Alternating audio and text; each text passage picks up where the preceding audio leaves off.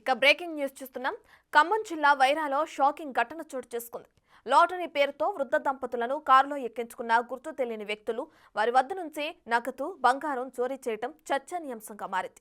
భద్రాద్రి కొత్తగూడెం జిల్లా జూలూరుపాడు మండలం పాపకొల్లుకి చెందిన వాంగ్డోత్ కేతా నాయక్, బాలి దంపతులను కొత్తగూడెంకు తీసుకెళ్తున్నామని చెప్పి 4 తులాల బంగారు గొలుసు, 5,000 రూపాయల నగదు కాజేశారు. ఆ తర్వాత వారిని కారులో నుంచి దింపి పరారయ్యారు.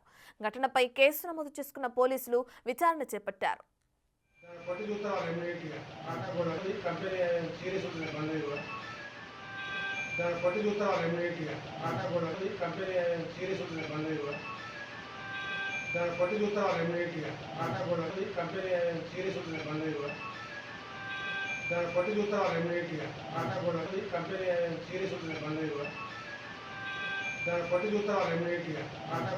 కంపెనీ సీరియస్ ఉంటుంది బంద్ కూడా దాన్ని పట్టి చూస్తా వాళ్ళు ఇమీడియట్గా ఆటా కూడా కంపెనీ సీరియస్ ఉంటుంది బంద్ కూడా